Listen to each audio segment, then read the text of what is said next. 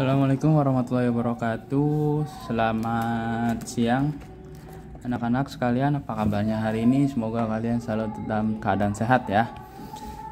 Baik, mari kita lanjutkan pelajaran tema kita, yaitu masih di tema 6, subtema 4 ya. Sekarang kita belajar penghematan energi. Jika sebelum-sebelumnya kita belajar tentang mengenal energi, sumber-sumber energi, dan energi alternatif, maka di subtema 4 ini kita akan belajar tentang penghematan energi ya.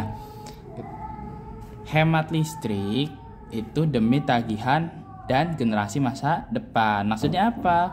Dari judul ini aja sudah terlihat ya. Hemat listrik ini itu untuk menekan biaya tagihan seperti token atau bayar listrik ya. Kalau yang mau beli token berarti nanti tokennya bakal rada awet ya, tidak terlalu boros ya.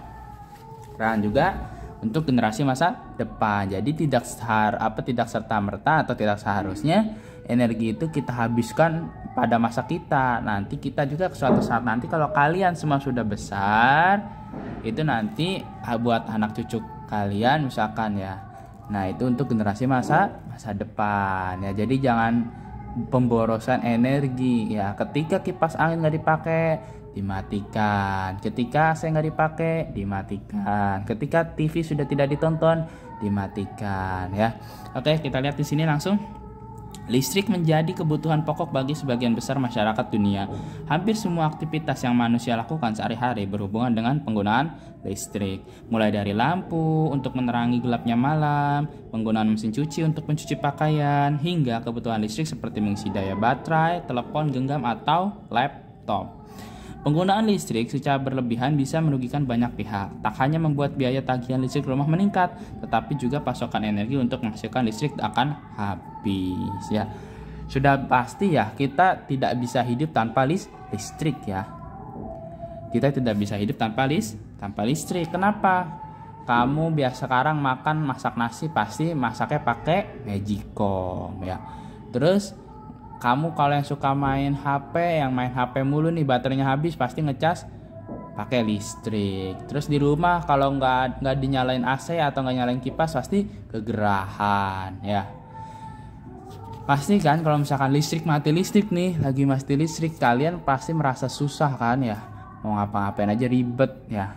Nah, itu oleh karena itu kita harus bijak untuk menggunakan listrik ya. Seperti yang Pak Ahmad bilang tadi ya, kalau kipas udah nggak dipakai, ketika kita keluar kipasnya nggak dipakai, itu dimatiin ya. Oke ya. Nah, selanjutnya jumlah populasi manusia dan kebutuhannya terhadap energi semakin tinggi. Oleh karena itu ada kemungkinan kita akan kekurangan energi listrik di masa mendatang. Saat ini sebagian besar energi dipasok dari minyak bumi, gas alam, dan batu bara yang semuanya merupakan energi tak terbarukan ya. Untuk saat ini emang energi listrik itu masih dipasok oleh minyak bumi, gas alam, dan batu bara ya. Untuk energi yang alternatif kemarin itu seperti energi angin, energi surya itu masih sangat minim ya. Nah, sumber energi tersebut akan habis suatu saat nanti. Oleh karena itu, kita perlu melakukan penghematan energi sehingga krisis energi yang lebih parah tidak akan terjadi pada masa mendatang. Sebelum itu terjadi, ada baiknya masyarakat menggunakan listrik secara bijak ya. Nah, seperti yang Pak Ahmad bilang tadi ya, kita harus menghemat listrik ya. Nah, salah satu cara menghemat listrik adalah dengan mengganti lampu pijar menjadi lampu neon atau lampu LED ya. Singkatan LED adalah Light Emitting Diode ya. Nah, LED ini tahu kamu lampu LED? Lampu LED itu yang lampunya yang kecil-kecil cuman banyak gitu ya. Jadi lampu LED itu lampu yang titik-titik ya. Kalau kalian pernah ngebuka lampu LED, lampu titik-titik, nah itu jumlahnya ada beberapa ya. Sedangkan lampu pijar tuh yang lampu bohlam itu hanya menggunakan seperti kawat saja ya, satu kawat ya, beda dengan LED ya. Oleh karena itu kalau masih ada yang di rumahnya pakai lampu bohlam, mangga diganti lampu LED. Sekarang lampu LED agak-agak harganya udah harga terjangkau ya. Lampu LED-nya yang LED yang bagus ya, biar nggak cepat rusak ya. Nah, Kedua jenis lampu ini membutuhkan daya yang lebih kecil dan lebih hemat energi. Selain itu, penghematan energi dapat dilakukan dengan cara memperhatikan penggunaan kulkas dan AC. Pintu kulkas harus selalu tertutup rapat untuk menghindari daya yang berlebih. Begitu juga dengan AC yang harus dimatikan jika tidak digunakan. Ya seperti yang Pak Ahmad bilang tadi, kalau udah nggak digunain mah nggak dimatiin aja. Namun terkadang banyak orang yang lupa mematikan pendingin ruangan setiap harinya. Penghematan energi listrik harus dilakukan oleh semua kalangan. Semua sekolah juga sebaiknya diikut sertakan dalam mengedukasi siswa sejak dini. Nah nanti nih, makanya Pak Ahmad suka bilang di kelas kan, nanti kalau udah selesai belajarnya, kipas angin dan AC-nya tolong dimatikan, lampunya juga tolong dimatikan. Betul kan seperti itu ngomong ya, pernah ya? Malah sering kan Pak Ahmad ngomong setiap hari kalau ada yang piket ya. Nah itu tujuannya untuk apa? Untuk menghemat energi. Nah selanjutnya kita langsung lanjut ya di pembelajaran 2, yaitu hemat menggunakan energi ya. Siapa yang suka mematikan lampu atau kabel listrik pada saat meninggalkan kamar? Ayo, kalian pasti punya kamar kan? Siapa yang kalau ninggalin kamar tuh listrik lampu suka dimatiin, kipasnya suka dimatiin atau AC-nya suka dimatiin ya. Jika kamu sudah melakukan demikian, artinya kamu sudah menerapkan menerapkan hemat energi. Jadi kalian sudah menggunakan energi secara bijak ya. Nah, energi ini sangat penting dalam kehidupan manusia. Hal tersebut dikarenakan kegiatan kita sehari-hari banyak menggunakan energi seperti mencuci, menyetrika, memasak, belajar, bekerja dan sebagainya. Ya.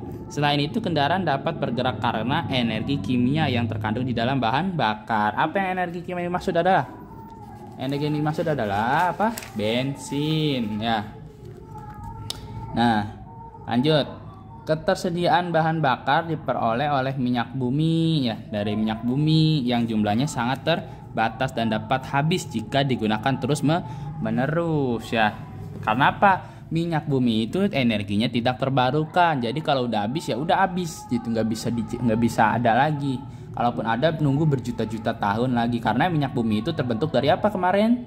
Yang Pak Ahmad jelaskan, terbentuk dari fosil ya. Nah, oleh karena itu kita harus menghemat energi. Hemat energi adalah menggunakan energi dengan bijaksana. Tujuan menghemat energi adalah agar energi yang ada di alam ini tidak cepat habis dan tetap lestari. Nah, ada upaya-upaya untuk menghemat energi di rumah maupun di sekolah. Yang pertama, menghemat energi di rumah.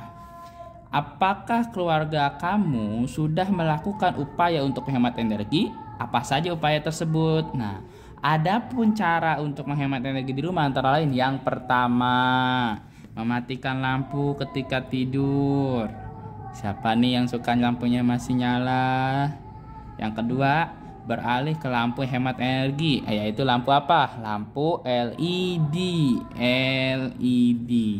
Yang ketiga, mematikan komputer saat tidak digunakan atau laptop ya. Kalau masih nyolok nih pakai charger. Mematikan air jika sudah tidak digunakan. Jangan air udah luber baru dimatiin ya. Kalau bisa, kalau mau mandi nggak apa-apa dinyalain. Nanti kalau udah selesai dimatiin lagi airnya biar tidak terbuang ya. Yang selanjutnya, mematikan televisi jika tidak ditonton ya. Kemudian cabut kabel dan peralatan yang tidak digunakan dari saklar. Biasanya nih charger HP nih ketika nyolok ya, udah dicabut, HP udah penuh, chargernya masih nyolok. Nah itu harus dicabut ya. Kemudian yang gunakan lemari es dengan bijaksana ya. Yang masuk di sini adalah kulkas, jadi jangan pintu kulkas itu jangan dibuka terus ya. Nah, selanjutnya menghemat energi di sekolah.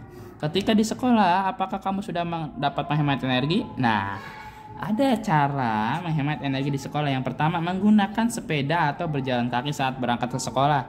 Ini kalau di kita ada yang berangkat ke sekolah pakai sepeda ya.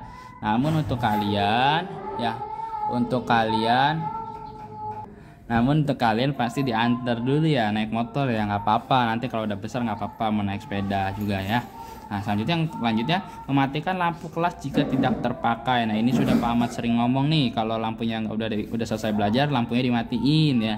Dan yang ketiga, mematikan keran WC jika sudah tidak digunakan. Mematikan kipas angin atau AC ketika jam pelajaran selesai. Ini sudah Pak Ahmad ingatkan setiap hari ya. Matikan lampu kamar mandi ketika selesai menggunakannya.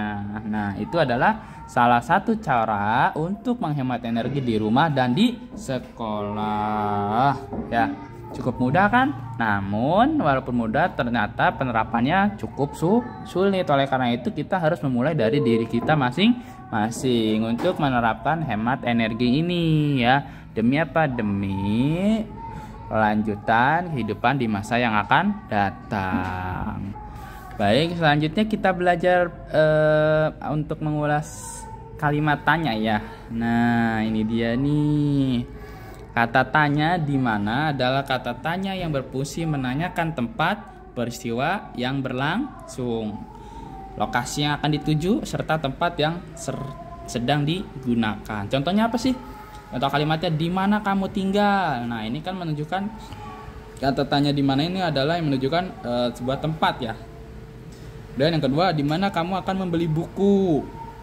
Kemudian di mana pertandingan sepak bola diadakan. Nah, ini cukup gampang ya. Pas kalian juga udah paham ya, sudah pernah paham tugaskan untuk membuat kalimat tanya ya. Kalian semua insya Allah bisa. Nah, selanjutnya nih, kalian berarti ini nih di halaman 54 ya. Ini gimana Pak caranya mengkelompokkan? Nah, ya, kelompokkan bangun data berikut sesuai sifat-sifatnya. Yang pertama, dua sisi berhadapan sama panjang, memiliki 4 titik sudut yang sama besar. Nah, kemudian memiliki dua simetri lipat dan simetri putar. Nah, berarti ini adalah sifat-sifat dari persegi panjang ya. Oke, kita lihat di sini. Persegi panjang contohnya, lihat ya di huruf berapa ya. Kita lihat di sini ada yang di huruf D. Nah, di sini aja tulisnya, kita gampang ya. D, kemudian E, kemudian H, kemudian J ya. Nah, selesai. Nah, kemudian nomor 2, memiliki sifat sisi yang sama panjang, memiliki 4 titik sudut yang sama besar, memiliki 4 simetri lipat dan simetri putar. Nah, ini adalah sifat-sifat dari persegi. Nah, kita lihat persegi yang mana? Yaitu ada di A, kemudian ada di C, kemudian ada di G, kemudian ada di L ya. Kemudian ada di L ya. Nah, kemudian yang ketiga nih, memiliki 3 sisi dan memiliki 3 titik sudut ya. Yaitu adalah di B, kemudian F, kemudian I, kemudian K. Nah, itu adalah contoh dari sifat-sifat yang ada pada bangun data ya. Gampang kan ya. Nah, oke, materi hari ini cukup sekian dulu ya. Selamat belajar dan tetap semangat. Assalamualaikum warahmatullahi wabarakatuh.